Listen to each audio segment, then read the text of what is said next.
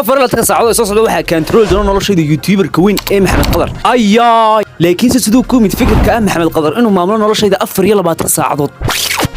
kadib markaynu gaarnay 6,000 oo subscribers waxaan isku xujiyay inaan la hadlo youtuberada Soomaalida kuwada ugu waaweyn ugu dambeyntina waxaan la hadlay youtuberka weyn ee Maxamed Qadar khabiirka sportska looga dambeeyo ayaynu la hadli doonaa kay waxaynu u qoraynaa assalaamu calaykum Maxamed Qadar waxaan filayaa inaad fiican tahay waxaan ku rajaynayaa dhawaan inaad xidho 1 million subscribers balandoorkana aad qaadato balandoorka waxaan ka wadaa silver play buttonka 1 milyan lagu qaato كاسم بالندور كودا إسقوا بالندور بواقع أنا مكرانسا مركب بالندور كواحد بواقع سنة جارسية إن شاء الله أوكي هذا بقى كل هذا لنا مهمته وحن جاري لحكون أو سبسكرايب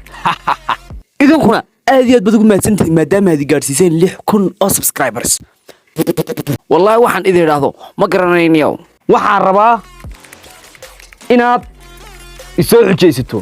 حجدا سو قاضنا يسا أفريا لباتن ساعدود si kastay oo adag tahay waan fulin doonaa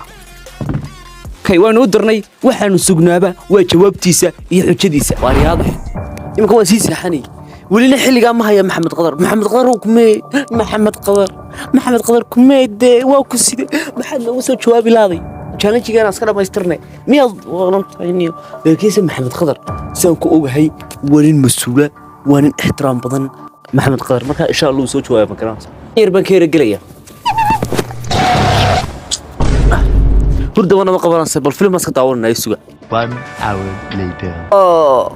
فين ساعة أنا صوت عوض ولا سوي شو ونسكت حالنا إن شاء الله أرورت إنه إيه قدرنا إنه يسوي شو أبو يا إنك سيدنا سمع هنيا وحي والدا هنيا وسوي شو أبي خلاص أنا والله بالشغل هي ugu dambeyntii hadda ayuu noo soo jawaabay wuxuu neeri bal aynu eegno wuxuu yiri xujadaydu waxay tahay waa inaad 24 saacadood ku dhamaysaa quraanka kariimka ah kani waa challenge ugu fiicnaa in abid samayn doono inkastoo xujadani adag tahay haddana markaan internetka aad u baaray waxaan ku arkay sidan waan ogahay challenge-gani inuu yahay challenge aad iyo aad u adag kadib markaan social media baaray waxaan ogaaday in kitaabka Maxamed bin Nasr uu ku qoran yahay in Usmaan bin Affan radiyallahu anhu uu quraanka ku dhameyn jiray hal rakaad yani hal rakaco oo salaada kamida ay quraanka ku dhameyn jiray sidoo kale ibn Mas'ud saddexdii cishaba mar ay quraanka dhameyn jiray marka anaguna waan isku day karnaa in 24 saacadood ama hal maalin aanu quraanka ku dhameeyno waliba 24 saacadood way badan tahay waxaan isku day doonaa inaan 10 saacadood ama 15 saacadood aan ku dhameeyo quraanka kariimka kadib sidaan challenge-ga caajis ugu dareemin waxaan la hadlay asxaabtayda oo dhan una sheegay challenge-gu wuxuu ku saabsan yahay laakiin dhamaantood waxay wada yiraahdeen sidan Excuse me, I don't understand you. Can you speak slowly? Okay, hadda time-ku waa 10kii habeenimo inta aananu bilaabin akhrinta quraanka waxaanu akhrisanaynaa ducaa istihlaal al-umur اللهم يسر لنا أمورنا مع الراحة لقلوبنا وأبداننا والسلامة والعافية في ديننا ودنيانا وكلنا صاحبا في سفرنا وخليفة في أهلنا بسم الله هذا بطوس أنو بلاونو أخرنتا قرآنك كريمك بلوغي challenge-gu aad ayuu u fududaa xamaasad saa'idiina way haysi si aan u dhameeyo kitaabka quraanka kariimka laakiin si waqti badan markii uu ka soo wareegay ugu dambeyntii waxaan gaaray hadda waxa laga joogaa intaan quraanka akhrinay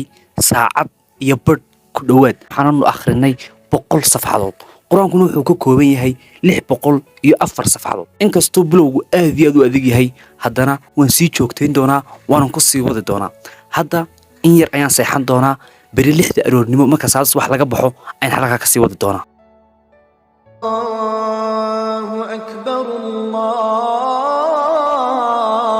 Allahu akbar salaadii subax kadib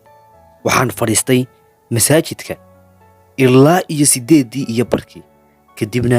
waxaan dib ugu laabtay guriga si aan u dhameystiro kitaabka quraanka kariimka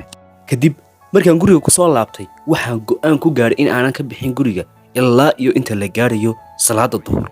okay hadda waan soo quraacnay si fiican baan u soo dhargnay waxaan ku biyo badan baan ka soo dhargay energy badan baan soo qaatay magarans hadda mar labaad baynu fadhiisan doonaa waynu wadi doonaa ilaa iyo inta aynu dhameynayno waxaan doonayaa in aanan ka bixin qolka ilaa iyo inta salaada duhur la eedaamayo ilaahayna waxaan ka barayaa inaan si yaro fudud aan ku dhameystiro intii aan fadhiyay in quraanka akhriyay waxaan isku dhiirigelinayay in aan dhammayn karo kitaabka quraanka kariimka ah waqti badanna aan haysto waqtiga badanna aan ka faa'iideysto saacad waxa weeye 12 duhurnimo waa maalintii iigu macaanin nolosha waxaan noo harayna wax badan ma waxa noo haray in yar oo kooban intaana oo dhamaystiri doona haddii aan dadaalkeeda sii wadno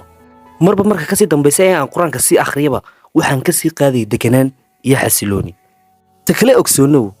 quraanka kariimka ah qulubta ayuu dejiyaa maskaxda ayuu furfuraa xasilooni ayay dareentaa naftu xataa marka uu jinku maqlo wuxuu yiraahdaa anna samicnaa qur'aanan cajaba haddii aad doonaysid inaad dareentid dareenkan oo kale hadda soo qaada kitaabka oo akhri الله أكبر الله أكبر markii laga baxay salaadii duhur waxaan yara fadhiistay masaajidka waxaan isku dhiirigeliyay in aan ka gaarsiiyo quraanka inta ii hadhay si uuna waqtigu igu dhicin markii aan qadeeyay kadib waan yara seexday si aan maskaxda u yarna siiyo